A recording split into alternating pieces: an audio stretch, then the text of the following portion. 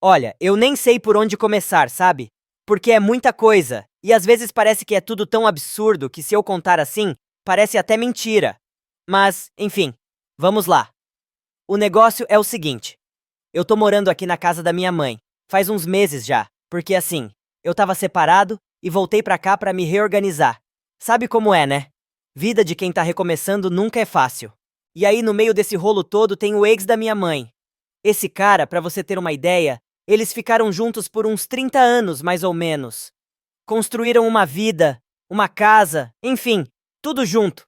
Mas aí, do nada, sei lá, o cara começou a ficar estranho.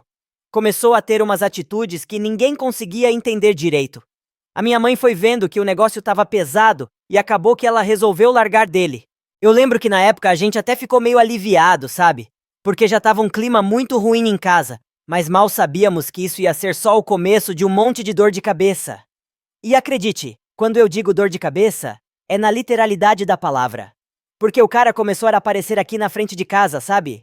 No começo, ele vinha na boa, tipo, conversava, pedia pra voltar com ela e tal.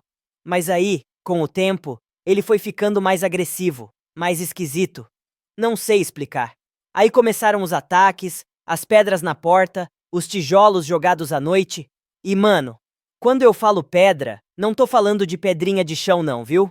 Tô falando de uns blocos, uns tijolos, umas coisas que se pega na cabeça, pode até matar. Teve um dia, por exemplo, que ele jogou uma pedrada tão grande que bateu no tanque da minha moto, e se tivesse furado, eu tava lascado. Minha moto é praticamente o que eu tenho de mais valioso, porque como eu disse, tô nessa fase de recomeçar, sabe? Aí você imagina, você tá lá em casa tentando dormir, já não tá fácil porque o clima já é pesado. Aí do nada houve uma zoada, um barulhão que parece que o mundo tá caindo. Foi o tijolo, cara. O cara jogou um tijolo em cima do portão. Eu fui olhar, né? Porque, sei lá, a gente ainda tenta ser racional, pensar que pode ser um engano, ou que talvez não seja nada demais. Mas quando eu cheguei lá, vi aquele bloco enorme. Eu fiquei revoltado. Como assim, sabe? Que tipo de pessoa faz isso? E o pior é que ele fez isso porque ele ainda acha que tem algum direito sobre a gente, como se ele fosse da família. Mas eu vou te falar uma coisa: ele não é. Ele nunca foi. Eu sei que minha mãe morou com ele por anos, mas cara, eu nunca vi ele como pai. Sabe aquele sentimento que você tem por alguém que te criou e tal? Pois é, não tinha isso com ele. Eu chamava ele de tio só porque ele morava com a minha mãe. Mas respeito mesmo. Não. A verdade é que se ele realmente me considerasse como filho, ele não faria essas loucuras todas. Porque, mano, isso não é coisa de pai, né? Ficar jogando tijolo na casa do filho? Pelo amor de Deus! E aí que a situação foi piorando, porque ele começou a vir cada vez mais. Teve um dia que ele apareceu na porta de madrugada. Era tipo 1 hora da manhã. E eu ouvi um barulho. Saí na janela e vi ele lá, de cocó, encostado no portão, como se nada tivesse acontecendo. E o pior é que ele tava na maior tranquilidade, como se fosse normal invadir a madrugada e começar a atazanar os outros desse jeito. Bom, e não parou por aí, né? Como o cara não sossega, eu resolvi que tinha que fazer alguma coisa. Fui lá e comecei a guardar as pedras que ele jogava. Isso mesmo, eu pegava todas as provas e guardava. Não tocava nelas com a mão, não. Pegava com um pau pra não deixar digitais, porque vai que, né? A gente nunca sabe. Eu não sou bobo nem nada. Aí fui na delegacia.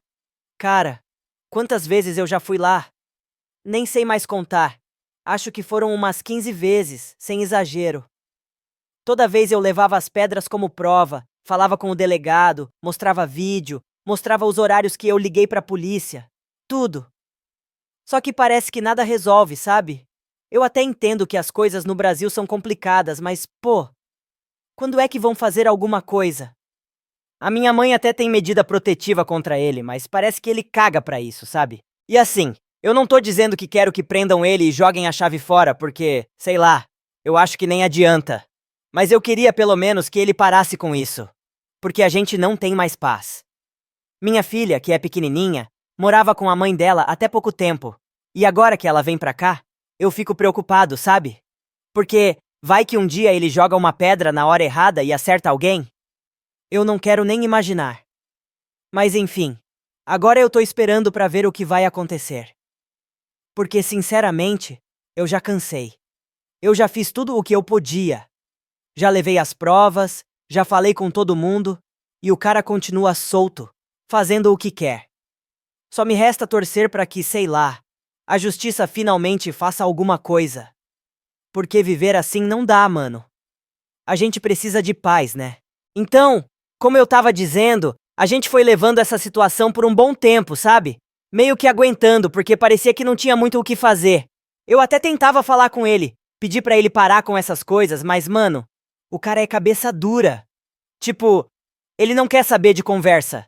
É como se ele estivesse num mundo paralelo, onde ele acha que o que tá fazendo é normal, sabe? Só que pra gente, isso tá longe de ser normal. E teve um dia que eu realmente achei que ia dar ruim. Porque assim, eu cheguei em casa de noite, depois de um dia super cansativo no trabalho. Eu trabalho como coveiro, né? Não sei se te falei isso antes, mas, enfim. É um trabalho meio pesado, tanto fisicamente quanto emocionalmente. Então, imagina só. Eu chego em casa só querendo tomar um banho, comer alguma coisa e descansar, quando do nada começa de novo aquele barulho de pedra batendo na porta. Na hora, eu já sabia o que era. Tipo, nem precisei pensar duas vezes. Saí correndo lá pra fora e adivinha quem tava lá? Ele mesmo, o ex da minha mãe, com uma cara de maluco, jogando as pedras e rindo, como se fosse a coisa mais engraçada do mundo. Cara, eu fiquei tão puto na hora que nem sei como me controlei pra não partir pra cima dele. Porque assim, eu sou uma pessoa calma, sabe? Tento evitar briga ao máximo, mas tem hora que é difícil, né? Eu só consegui gritar pra ele parar com aquilo e sair dali, senão eu ia ligar pra polícia de novo. E ele, no maior deboche, falou que podia ligar à vontade, que a polícia não ia fazer nada mesmo. Foi aí que eu percebi que ele realmente não tava nem aí. Tipo, pra ele, isso era um jogo. E a gente que tava sofrendo com isso tudo, né? Mas cara, o pior de tudo é que a minha filha tava em casa nesse dia, e ela começou a chorar de medo. Ela tem só 6 anos, sabe? E pô, ver uma criança assustada desse jeito é de partir o coração. Eu lembro que fui lá, peguei ela no colo, tentei acalmar, mas na minha cabeça eu tava pensando: e agora? O que eu faço? Porque, mano, é minha responsabilidade proteger minha família, mas eu me sentia de mãos atadas. Eu lembro que naquele momento eu prometi pra mim mesmo que aquilo tinha que acabar de algum jeito. Eu não podia continuar vivendo com essa angústia, sabe? E o que mais me doía era ver a minha mãe, porque ela tava muito mal com tudo isso. Ela ficava se culpando, falando que era tudo por causa dela, que se não tivesse ficado com ele por tanto tempo, talvez nada disso tivesse acontecido. Mas, mano, como é que a gente ia prever que ele ia surtar desse jeito, né? Bom, no dia seguinte, eu fui de novo na delegacia. Já é quase rotina, né? Fui lá, levei as pedras, de novo, expliquei tudo. De novo. E eu tava meio sem esperança, porque parecia que nada ia mudar. Mas dessa vez o delegado me disse que ia ver o que podia fazer. Disse que talvez eles conseguissem uma prisão preventiva, por ele ter descumprido a medida protetiva tantas vezes. Sabe quando você fica meio cético, mas ao mesmo tempo, quer acreditar que dessa vez vai dar certo? Foi exatamente assim que eu me senti. E aí eu voltei pra casa, né? E fui tentando seguir com a vida, mas sempre com aquela sensação de que, a qualquer momento, ele podia aparecer de novo. E não deu outra. Passaram-se alguns dias, e lá estava ele de novo. Só que dessa vez, eu não esperei pra ver o que ia acontecer. Liguei direto pra polícia, e dessa vez, eles vieram rápido. Chegaram lá e conseguiram pegar ele no flagra, com as pedras na mão, pronto pra jogar de novo. Cara, quando eu vi ele sendo levado pela polícia, confesso que senti um misto de alívio e tristeza. Porque assim, por mais que ele tenha feito tudo isso, eu não desejo o mal pra ninguém, sabe? Eu só queria que ele parasse com essa loucura toda e deixasse a gente em paz. Mas ao mesmo tempo, eu sabia que era o único jeito de proteger minha família. Então, vendo ele ser levado, eu pensei: será que agora as coisas vão melhorar? Eu achava que sim, que talvez fosse o fim de tudo isso. Mas infelizmente eu estava errado. Porque depois de alguns dias, ele foi solto. E aí, sabe o que ele fez? Voltou pra cá, como se nada tivesse acontecido. Só que dessa vez, ele não ficou só nas pedras. Ele começou a ameaçar, dizendo que ia invadir a casa, que ia fazer coisas piores. E cara, quando você escuta uma pessoa assim falando essas coisas, não tem como não ficar com medo, né? Eu comecei a andar com o celular sempre no bolso, pronto para gravar qualquer coisa que acontecesse. E a gente começou a dormir meio revezando, sabe? Porque, como eu falei, a gente estava com medo de que ele pudesse fazer algo de mais grave. E viver assim, mano, é um terror psicológico. Não sei se já passou por isso, mas é como se você nunca estivesse completamente tranquilo, sempre esperando que alguma coisa ruim possa acontecer a qualquer momento. A minha mãe, coitada, estava ficando doente com tudo isso. Ela já não dormia direito, estava sempre nervosa, e eu comecei a pensar que, sei lá, essa situação podia acabar com a saúde dela. Eu ficava pensando, será que tem outra solução? Será que tem outro jeito de resolver isso sem ser pela polícia? Porque, mano, eu já tinha tentado tudo, mas parecia que nada adiantava. Teve um dia que minha mãe teve uma crise nervosa, sabe? Ela começou a chorar, a falar que não aguentava mais, que queria sair daquela casa, que não sabia mais o que fazer. E cara, ouvir isso da sua mãe? Pô, é difícil. Eu me sentia impotente, porque por mais que eu tentasse resolver, parecia que as coisas só pioravam. Foi aí que eu decidi. A gente precisava sair dali. Eu sei que parece meio radical, mas às vezes fugir é a única solução, né? Então, eu comecei a procurar outra casa, em outro bairro, pra gente poder recomeçar de novo, longe de tudo isso. Eu tava com pouco dinheiro, mas cara, não tem preço que pague a paz de espírito, né? Então, eu conversei com minha mãe e a gente decidiu que era isso que a gente ia fazer. Eu consegui achar uma casinha simples, mas que era num lugar mais tranquilo, sabe? E a gente foi, meio que fugindo mesmo. Porque, de verdade, eu não queria mais ficar esperando que ele fizesse alguma coisa pior. Já tinha dado o que tinha que dar, sabe? E finalmente, depois de tanto tempo, a gente conseguiu se mudar. Bom, depois que a gente conseguiu se mudar, parecia que as coisas finalmente iam melhorar, sabe? Era como se um peso enorme tivesse saído das nossas costas. Eu lembro que nos primeiros dias na casa nova, a gente ainda estava meio desconfiado, meio que olhando por cima do ombro, esperando o pior. Mas aos poucos, as coisas foram se ajeitando. A gente começou a sentir que, talvez, esse fosse o recomeço que a gente tanto precisava. Minha mãe, cara, ela parecia outra pessoa. Aquela ansiedade toda, o nervosismo, tudo isso foi diminuindo. Ela começou a dormir melhor, e eu também. A sensação de segurança é uma coisa que a gente às vezes só valoriza quando perde, né? E naquele momento, a gente estava redescobrindo o que era viver sem medo.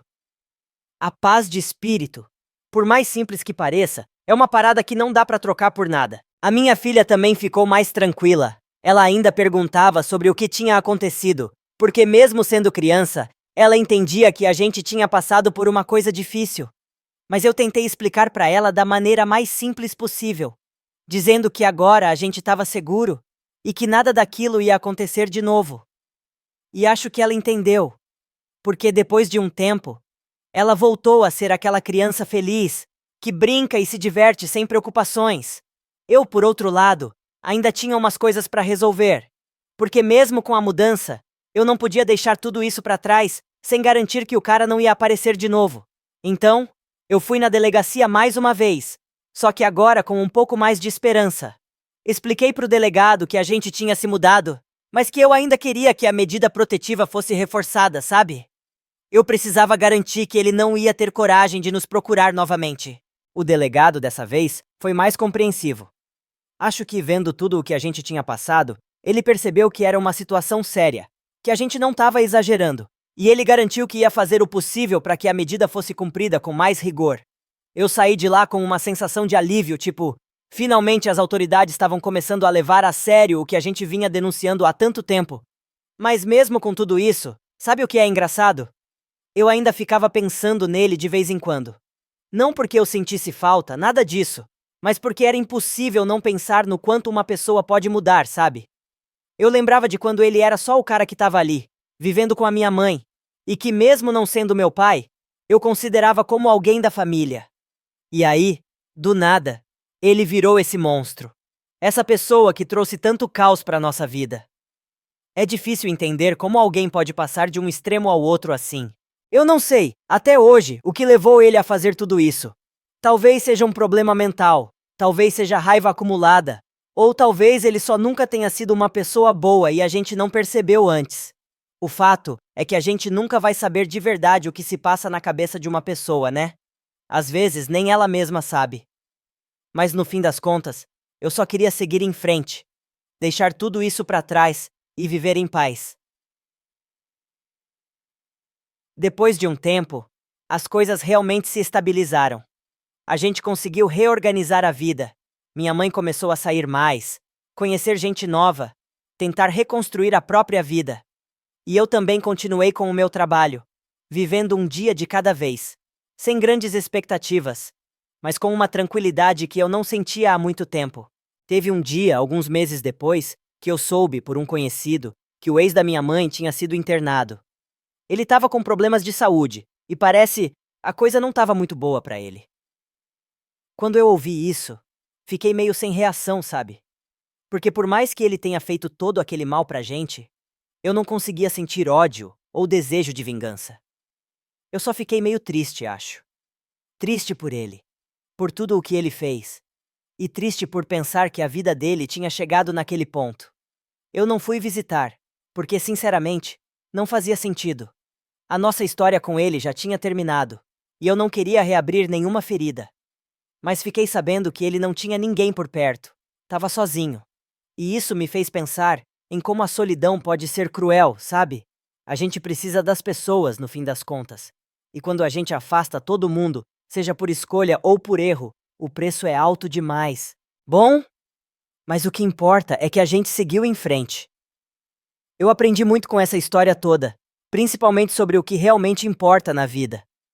A gente passa tanto tempo preocupado com coisas pequenas, com discussões bobas, que esquece de valorizar o básico: a paz, a saúde, a família.